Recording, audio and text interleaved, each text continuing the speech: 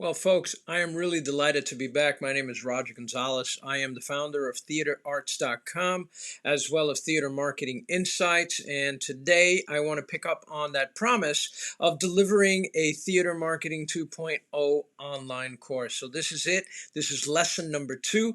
And it's all about knowing your audience. It's all about identifying, targeting, and actually classifying your audience in different pockets, if you will, so that you could talk to them more precisely, so that you can actually attract your audiences and sell more tickets and build a community, which has been a difficult thing to do post-pandemic. So today, it's all about how the pandemic has changed so many things, especially your audiences and how to find that audience. We're going to begin by explaining what we hope that you'll learn in this session. And it's a few things actually, which we will go through quite fast. But you can watch this. It's recorded. You can watch it over again. You can go back and look at certain things, and you can certainly reach out to me if you have any questions. So to begin the process, let's talk about what we're going to learn today. We're going to learn that what we once believed to be the standard way, the right way, the correct way, the most effective way of attracting audiences and knowing about audiences and bringing them in may not be a thing today, may have changed dramatically because the whole world changed dramatically after the pandemic and the years that transpired between the last time we were doing theater the old way and the time that we were doing theater today, this new way, has been quite substantial. And I'll point out that even before that, I was saying everything is changing. Marketing is changing. The way that people perceive media is changing. What entertains people is changing. So this is nothing new. This is something that just was sort of, sped up with a little bit of pandemic steroids during this horrible time. What we know now is important about attracting an audience is what we will also be looking at. So in other words, things that you should be considering that are new perhaps to your playbook on how to attract and keep and retain and engage audiences moving forward. We're going to talk about the truth about audiences, and there are several truths, if you will, about audiences that you might not know about. And these are things that we've discovered not only in the last few years, but even a few years before that. Certain things that have changed the way that people go to theater and enjoy theater. We're going to talk about that. We're going to talk about finding the right audience. So you're going to learn about that. How do you find an audience? How do you even begin to research, what kind of audiences you have, what kind of audiences you will need? How do you begin that process? How do you even say this is my target audience as opposed to say that? You see, these are things that we will look into in this course that will help you understand how to find the right audience. And one thing that you should know about is you don't need to serve everybody. In fact, you don't need to know about every audience out there because it's impossible. It's about finding just the right amount of nuances in the types of audience that want to come see your show and support your theater company or support you as a playwright or build a community that will follow you everywhere. Those little nuances is up to you, will be up to you to pick, but in the meantime, we'll talk about them today. And in lesson number 3, which is the one after this one, we're going to show you how, after you've done all that, how to target that audience and how to reach that audience and even what to communicate to that audience, because media has changed, and we're going to look at how that has happened. Okay, very good. Now, let's talk about pre-pandemic theater.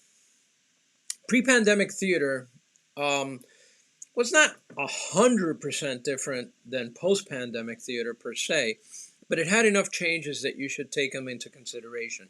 It had enough things happening or changing over the course of those 3-4 years that now it really requires that you stop for a minute, and instead of just resuming where you left off or just guessing as to what some of those changes are, let's try to put them together for you here, and let's try to be more precise about how we strategize in terms of taking our efforts and bringing them more up to date than when we last left off. Okay, so for the longest time we perceived that certain things that we were doing, certain techniques, certain things in our playbook that helped us sell tickets were pretty much always the same. Yeah, we knew that way back, newspapers started to change a little bit. We knew that the internet came into play. We knew that there was social media.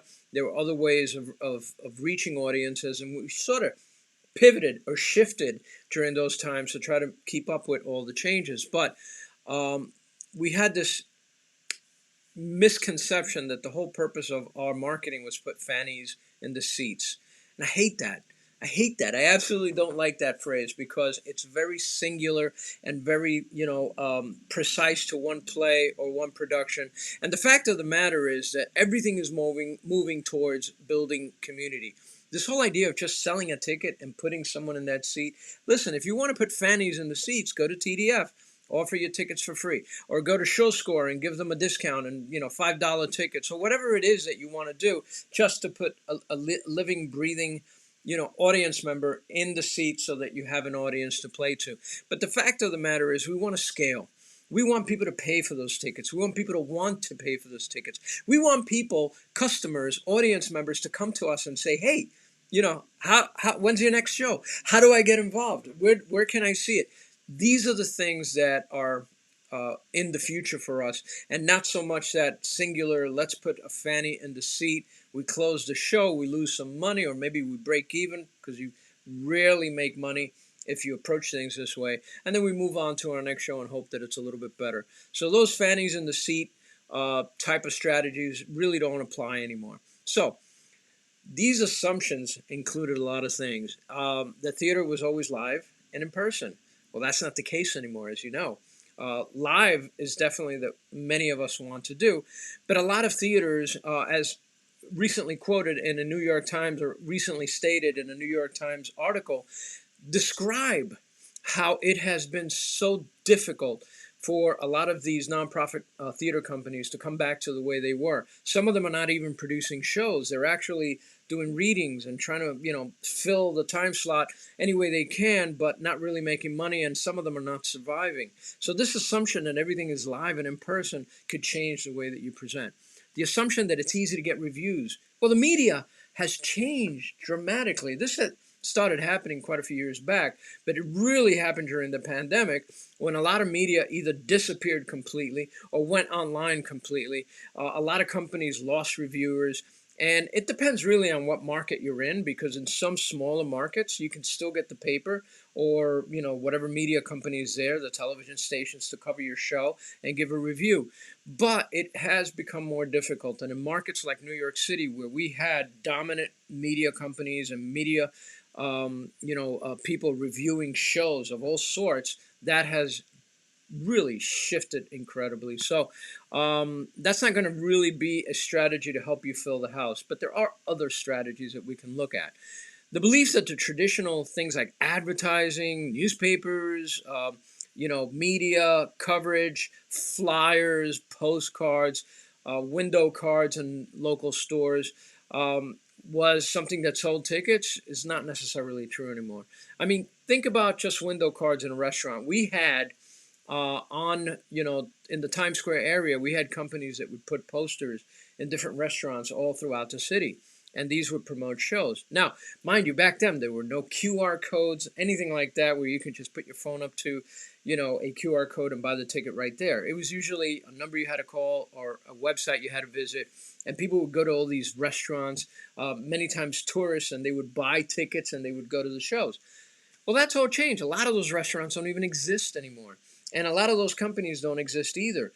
And putting posters in windows has become a different sort of approach to marketing. So we're going to look at how things like, how we market a show and how we try to reach a particular audience has changed. The belief that a good offering was buy a ticket, go see a show, take an intermission break, have a glass of wine, maybe buy swag in some of the bigger shows, or merchandise, I should say, and then go back and see your show, and everyone was happy, has also changed. So people are expecting different things when they go to a production now, and this has happened not just in theater but in film. Also, it's happened in even baseball.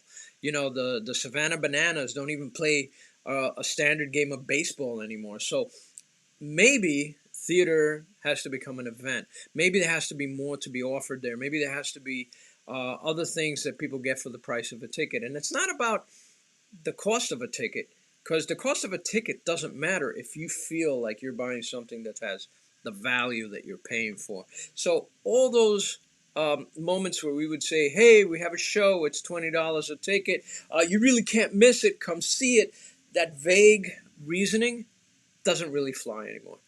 The assumption that theater in a limited engagement can actually make money or break even, it's even harder than ever. So limited engagements don't draw reviewers. They don't draw, the kind of response that they used to draw. So they've become a lot more difficult. So how do you work around that? How do you get audiences that maybe can't come during that limited window to see your show to eventually see? Well, that's where streaming could come in. That's where virtual could come in, hybrid, all those things that can add to the experience, that add more customers or audience members to your show.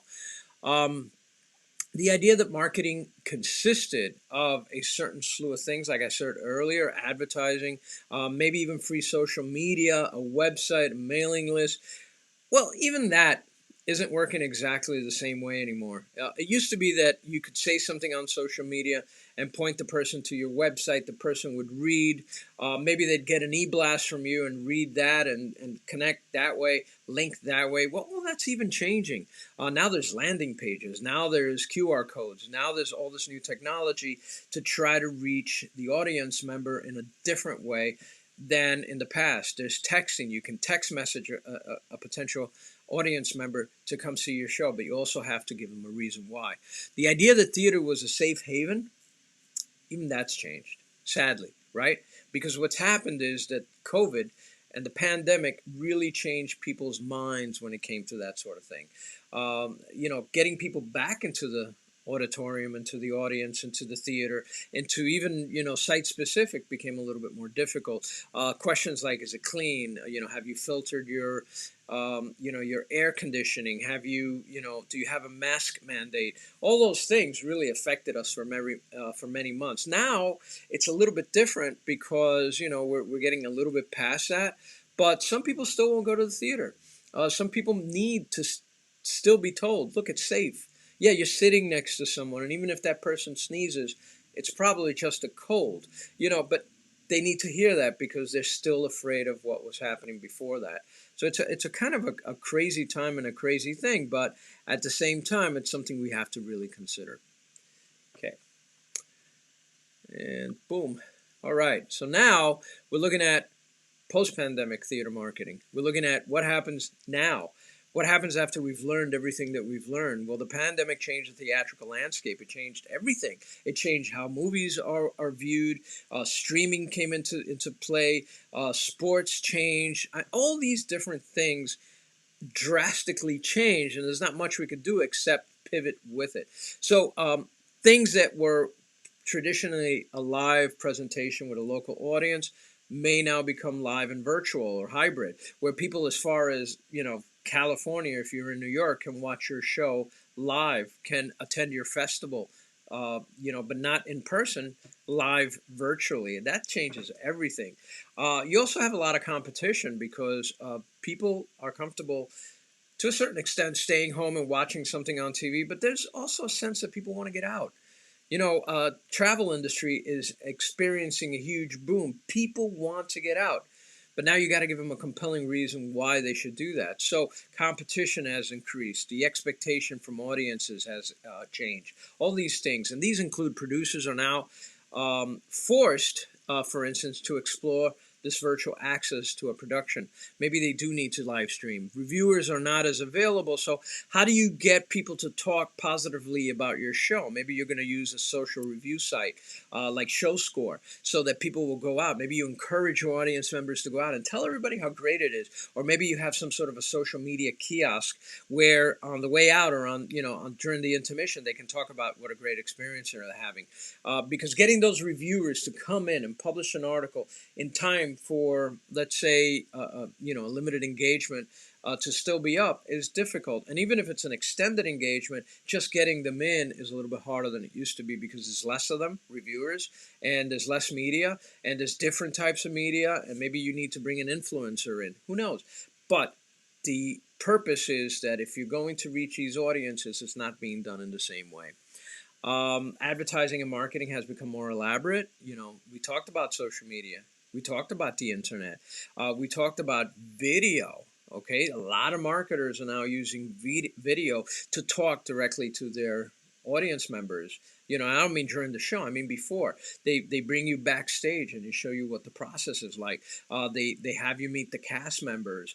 They have you actually go literally with a camera. They'll go backstage and show you how the production is made. All these things are changing, and video is a powerful tool that many of us really weren't using before the pandemic, and some are starting to use now because I've seen it. And there's many other platforms being introduced constantly that can change how you market and how you speak to a particular person directly. Who could buy your ticket, right? Or who can join your community.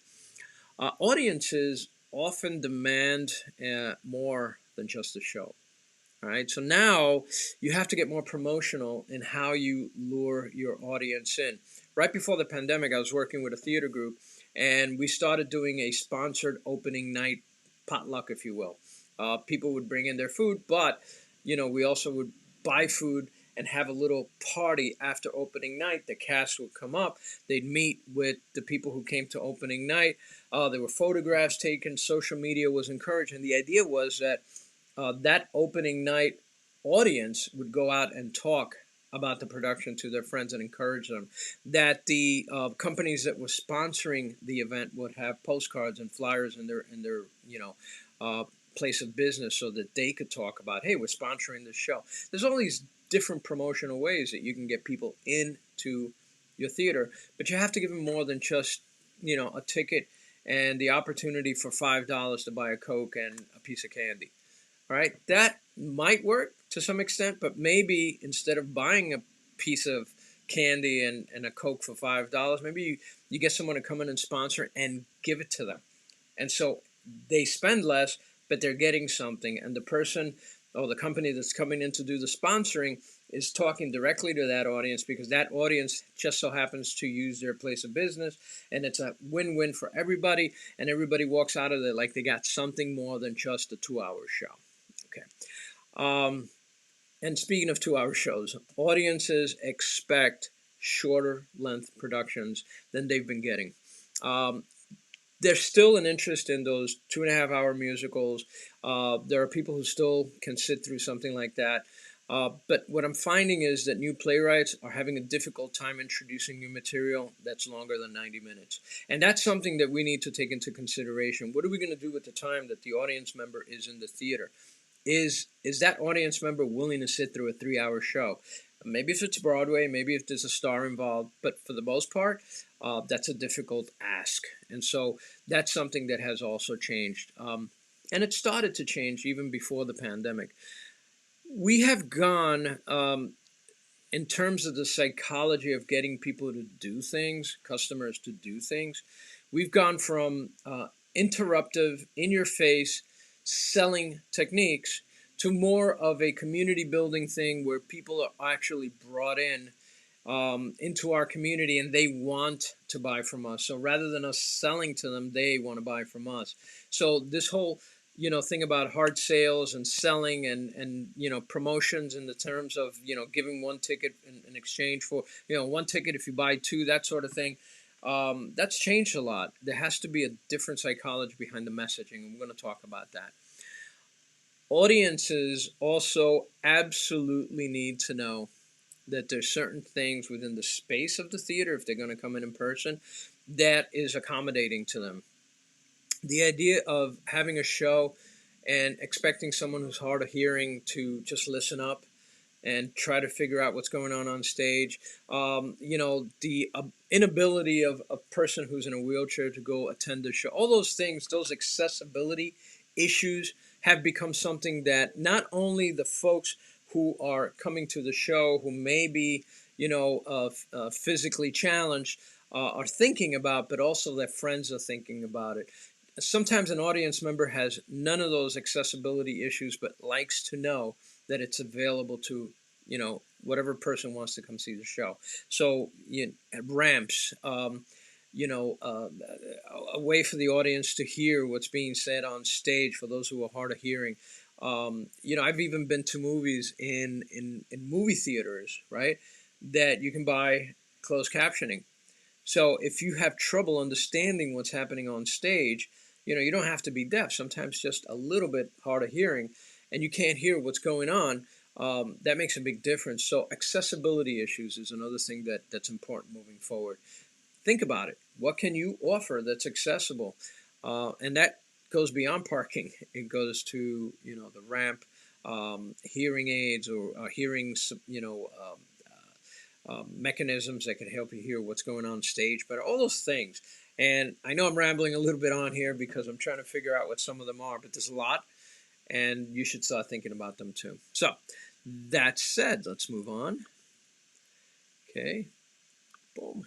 All right. So let's look at some of those truths that I was talking about. There's quite a few. There's 6 that I listed here.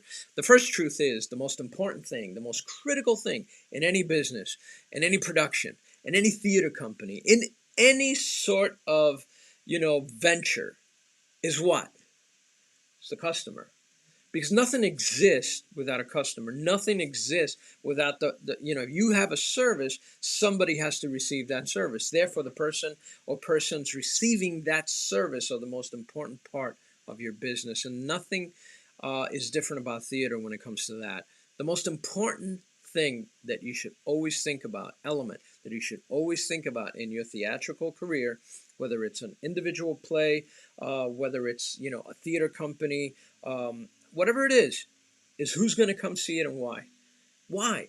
Your audience is the key thing. So it means that you have to fully understand your audience. It's good that you know how to write a play. It's good that you know how to direct. It's good that you know lighting and sound and all those things. But to be able to understand what they want, what this audience wants, is the most critical aspect of anything you do in terms of theater. All right, truth number 2.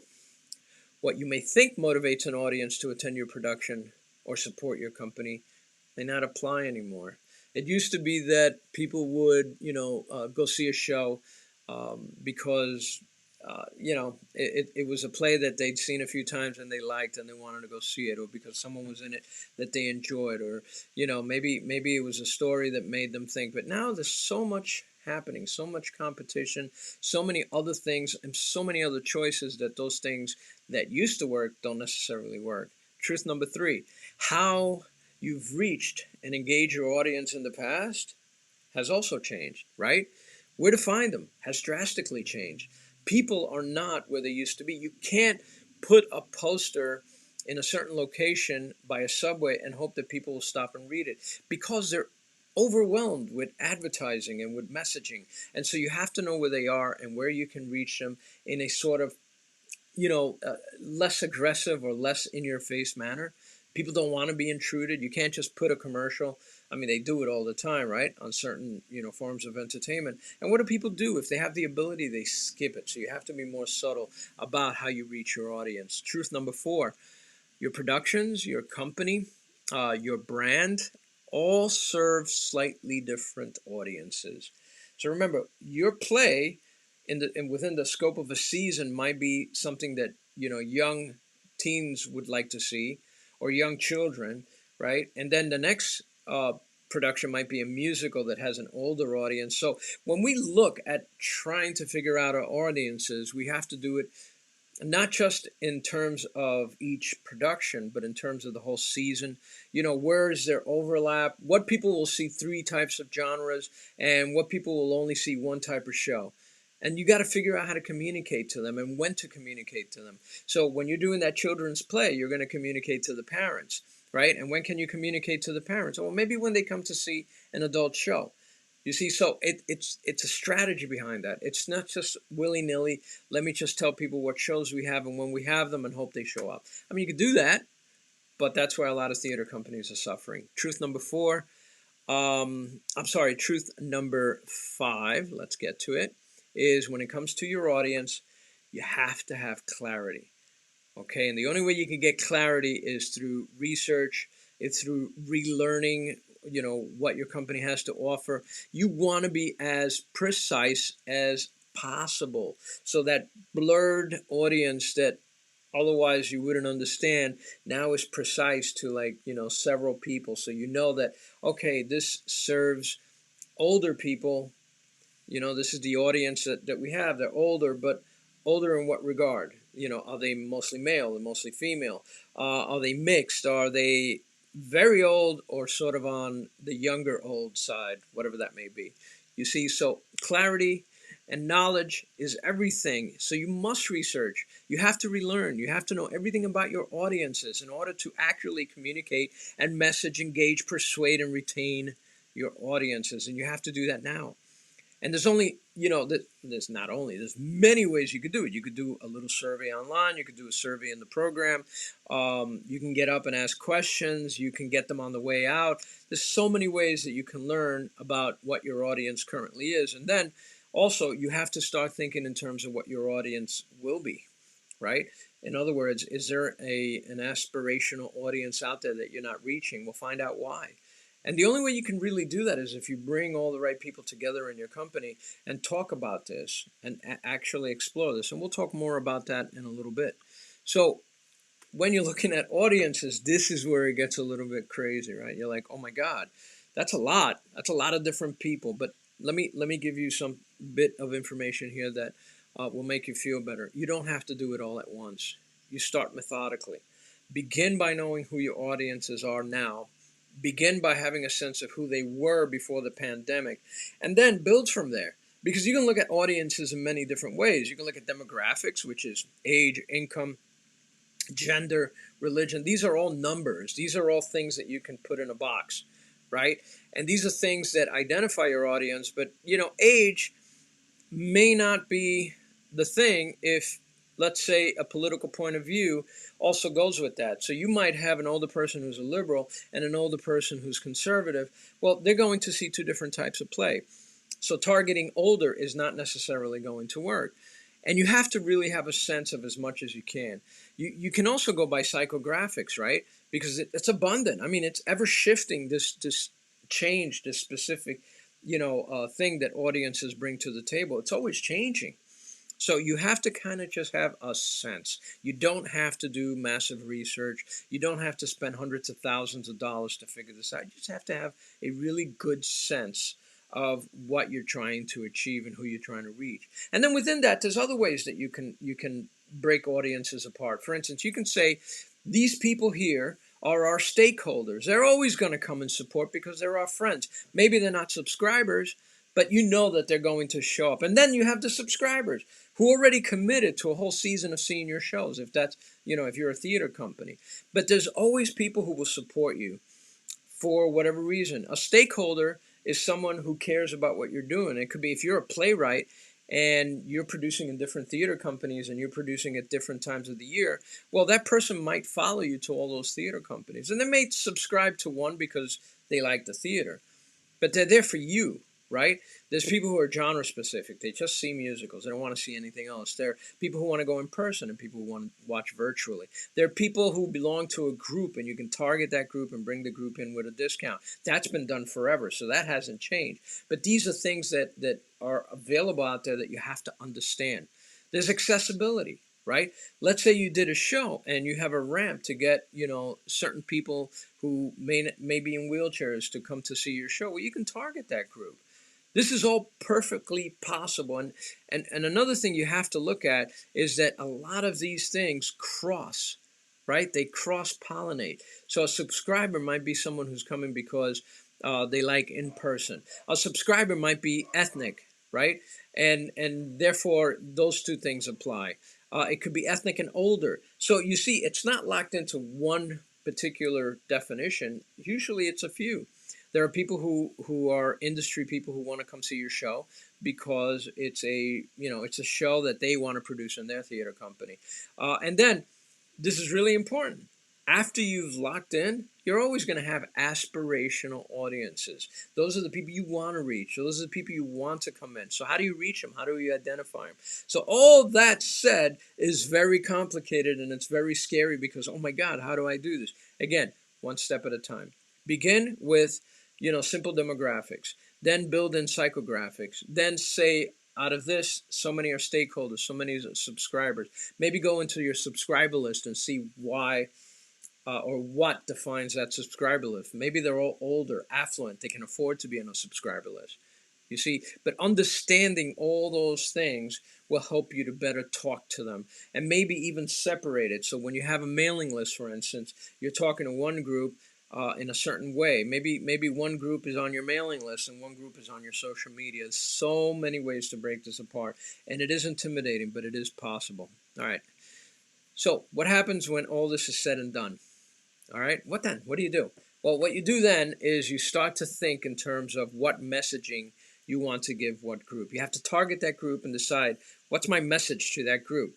And again, you could do this with 3 groups to start and build from there. You don't have to do it all the time. As long as you're constantly understanding that the audience shifts and changes, and you have to be on top of that, you'll see that your sales will continue to scale instead of dwindle away. So maybe your show, maybe you want to create a promotion for the people who are buying your tickets to your show. That's promotional, because you're trying to put fannies in the seats. And that's why I hated that term, because fannies in your seat is a very one-time singular promotional type of approach, right? And even if you're a playwright and you're doing one show and you don't know if you're going to do another show, you really want to also think about branding, because you will write that second show of second play and say, I want to, and now I'm going to produce this second piece of material that I have, and you already have a base, a following from your earlier work. So it's important to understand that branding. If you're a theater company, you should be branding all the time. So that messaging about the theater being clean and being safe, and having an entire new air conditioning system that filters out bad things in the air. That's a branding message. That's not necessarily a message you're going to give for one show. That's a message you give year round. If you're donating a certain amount of your ticket sales to a certain nonprofit, or some organization that you feel strongly for, that's something you talk about all the time, right? If you have a certain type of approach to the types of play that you do, maybe it's plays that are very diverse. The cast is diverse. You want to talk about that all year round. You don't want to talk about it just when you have your show. So that's branding.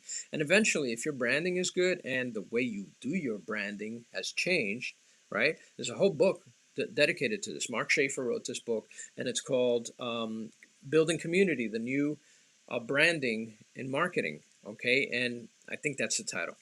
I'll put it in the notes. But that particular piece of branding, right, will build a community. And that community will follow you anywhere. And you don't have to sell to that community. That community is already engaged in what you do. So it defeats, that need to, it gets rid of that need to have to be salesy. You just put it out there, they come running to you. And that's the beauty of community. And then after you've done all that, you have to think, all right, what's my mix? How do I put all this together?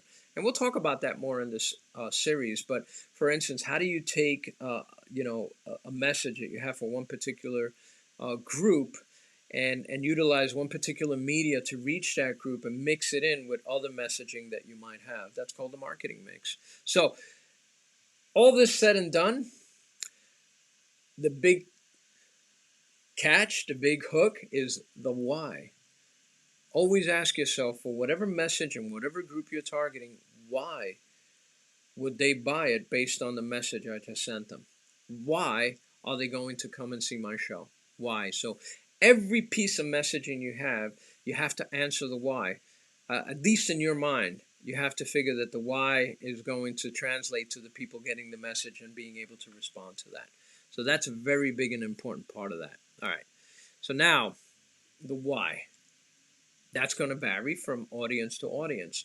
And I'm not going to beat this to death, but people will see and will have a why to see a show for many different reasons. And some of them are, they'll come see your show once and never come back. Some will come see your show and become subscribers. Some will support the company some of the time and not all of the time.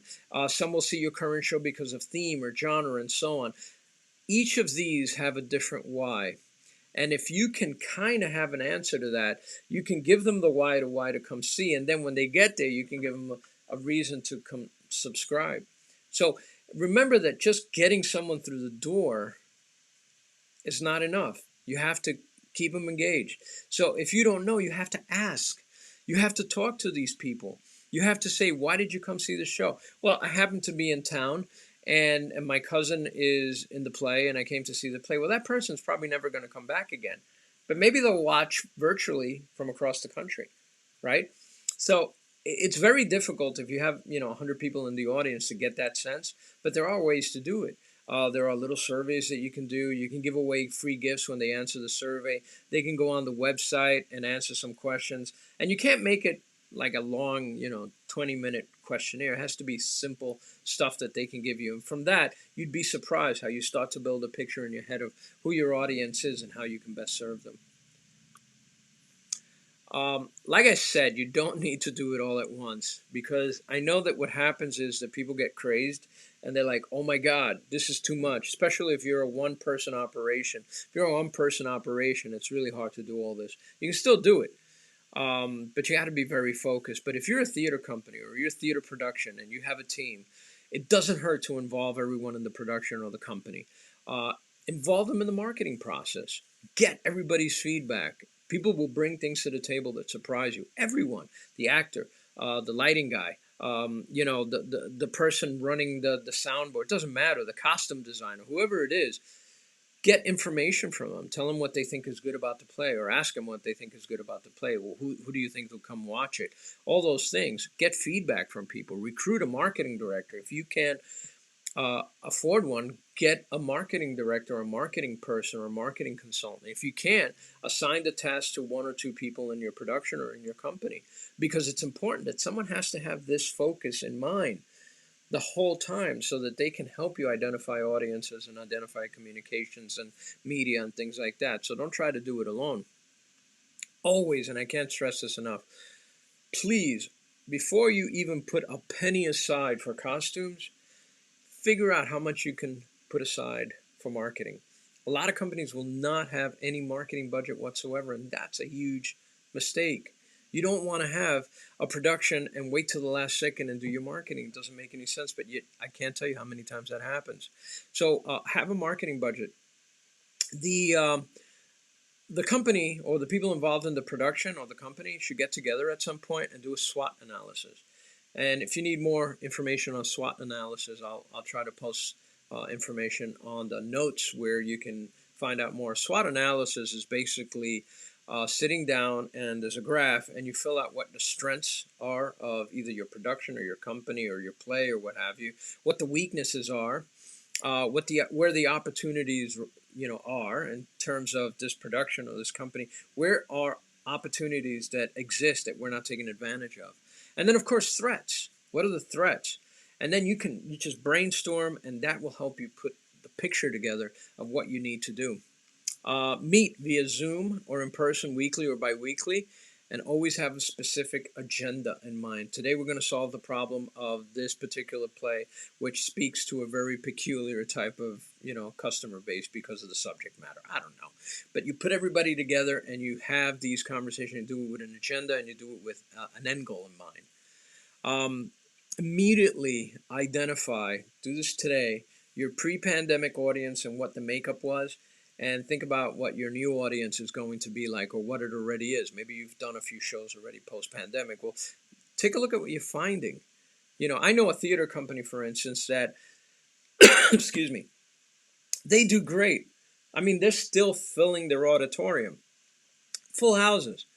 And I can tell you it's because of geography. It's because that geography has really no competition in terms of other theater productions. They trust this theater. It's been around forever. They've built a young audience, a young group of actors and tech people. Through the years, they've trained them, and so they're part of the production, and their family and stakeholders come to see them. So they're always full house, and they pick good material. They get really, really good plays, musicals that people want to see. They really have an understanding. Without doing, crazy research or anything like that, they have a grasp of who their audience is and what they want. And that means that post-pandemic, full houses all the time, standing room only, right? So it is doable.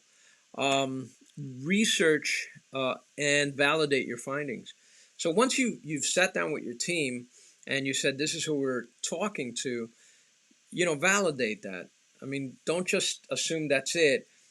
Test it out. Come back and say, no, I think you were wrong about that. It's more this. You see, but keep the process going beyond this course, beyond this post-pandemic, 2023 year. Do this constantly throughout, the history of your company. Constantly have these marketing meetings and get this information. Um, Always set short-term goals for what you want to do with your audiences. So you might have short-term goals for this show, but think in terms of long-term goals for the company or for your other plays. Think in terms of branding. Think in terms of who can I keep from this show that will come see the other show. These are all important facts, important things that will help you, factor in your messaging and your communications.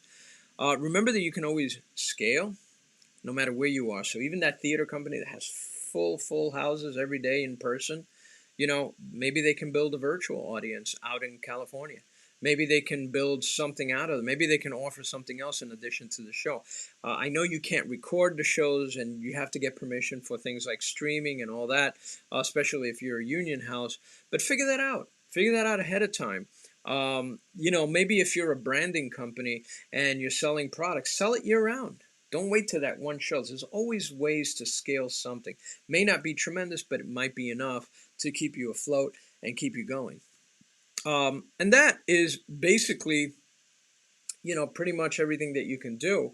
And again, you don't have to do it all at once. You just kind of have to build what you have to build based on, what you've learned in terms of your audiences. And now we're going to talk some more in lesson 3 about, how you can reach some of those audiences.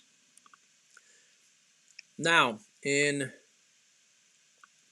lesson 3, we will explore reaching those audiences, how media has changed, some strategies that work and some strategies that no longer work.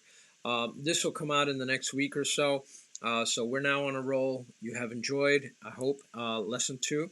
And if you have any questions, you can reach out to me via phone. You can email me. There's also a lot of places I'm going to point you to that you can follow. So we're on the web. We have a website. We have Facebook. We have Facebook groups. All our Facebook groups are branded TheatreArtz with a Z at the end. So you can just search for TheatreArtz, Actors for Actors, TheatreArtz, Producers in Production, that sort of thing.